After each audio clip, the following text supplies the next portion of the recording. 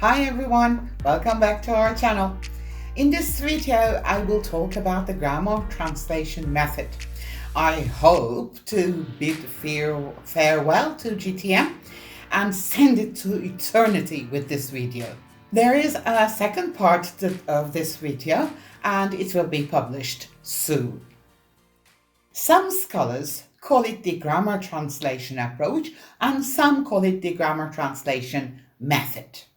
In either case, we need two theories, a theory of language and a theory of psychology or education. If you have watched the video called Approach, Method and Technique, you will immediately recall the definitions of these terms. The theory of language in GTM is a structuralist theory, but we do not know the theory of psychology or education underlying the GTM. And if we don't have a theory of education or psychology, how can we have the approach? So there's no approach. So GTM, in fact, is the classic way of teaching language.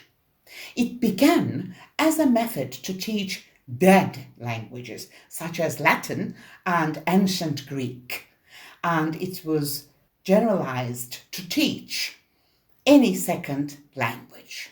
Don't forget that originally the GTM came out to study dead languages that do not have any living speakers, unlike English. GTM uses the students' native language to teach the target language.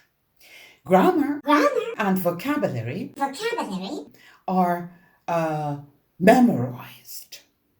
And this is rote memorization we're talking about. Plenty of written examples and drills are given where grammar rules are elegantly observed. The emphasis is on the correct use of grammar, regardless of the substance or context. If you visit the website called the TEFL Toolkit, the link is given below, you will find this information. This approach to language study is generally used to prepare students for reading classical texts, notably Latin, in their original forms. It is thought that students benefit from learning about the ideas of classical thinkers and from the rigor of rote learning and the application of grammatical rules. The method commonly involves students learning grammar rules plus vocabulary lists based on the context of chosen texts.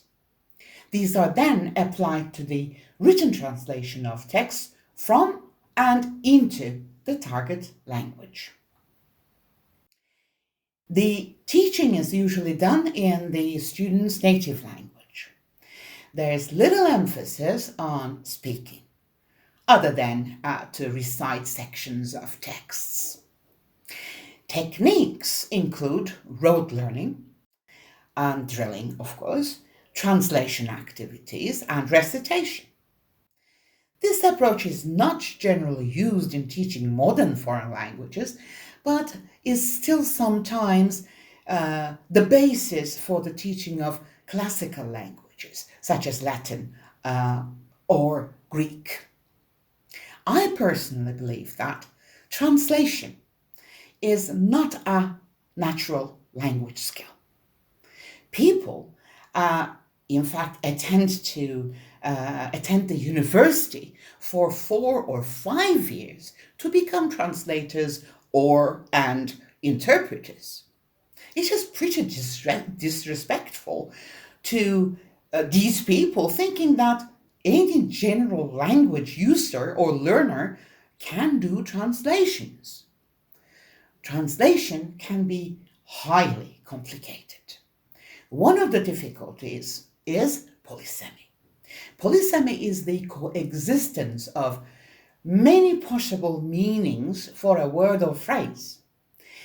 This can pose difficulty in translation because a direct translation might not give an accurate equivalent.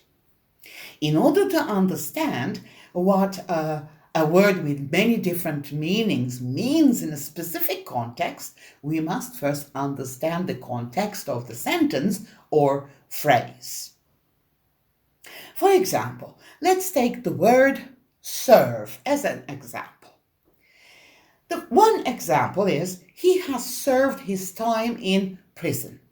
In this sentence, serve means spending some time in prison, in jail.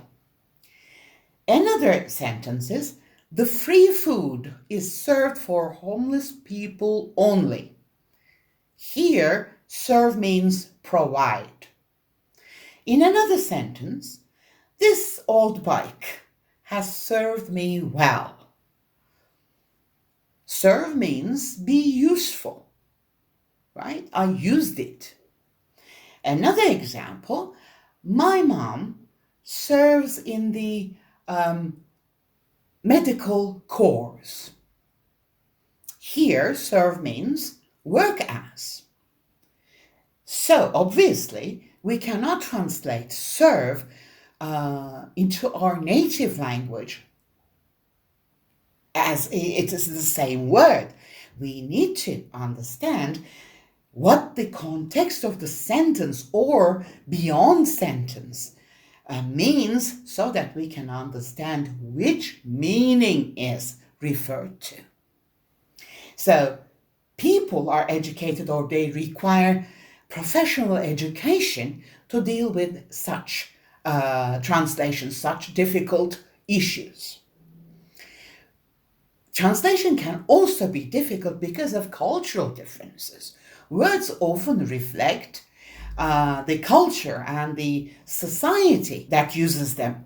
Therefore, words that are able to describe very specific things or emotions might not exist in other languages.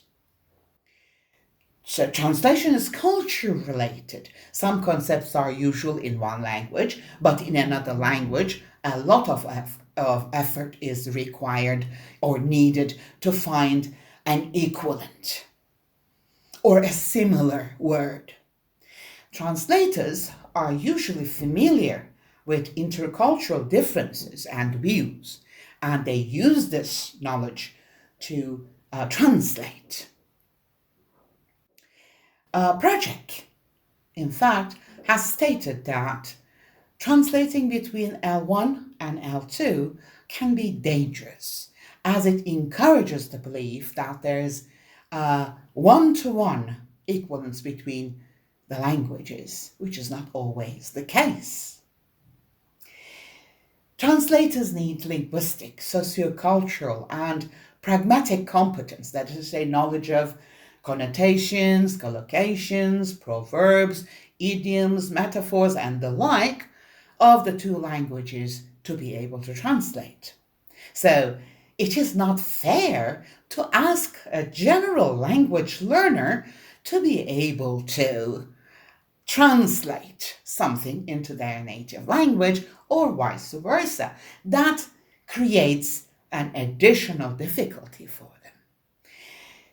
Using dictionaries or machine-based translations, such as Google Translations or Google Translate, can end in a tragedy. We have seen several examples of this. Please keep in mind that translation and interpretation require high-level competency in both languages. I have some examples that I want to share with you here, so please pay attention how the person who translated these neglected the referred meaning in a polysemous word and culture.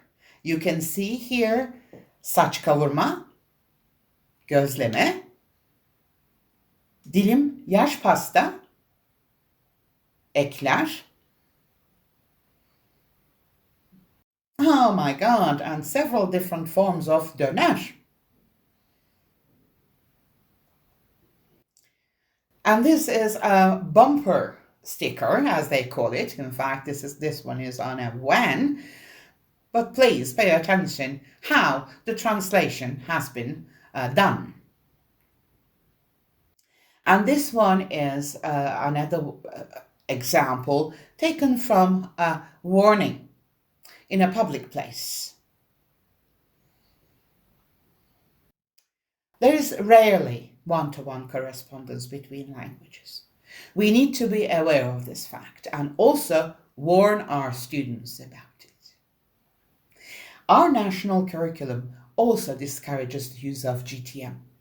If you want to learn more about it, please watch the related videos on our channel. The videos are Curriculum and Syllabus, CFR, how to analyze a coursebook unit, and how to design activities. Well, that's all for this video. Thank you very much for watching. Please like this video and subscribe to our channel for more videos and to support us. I wish you all the best. Bye-bye.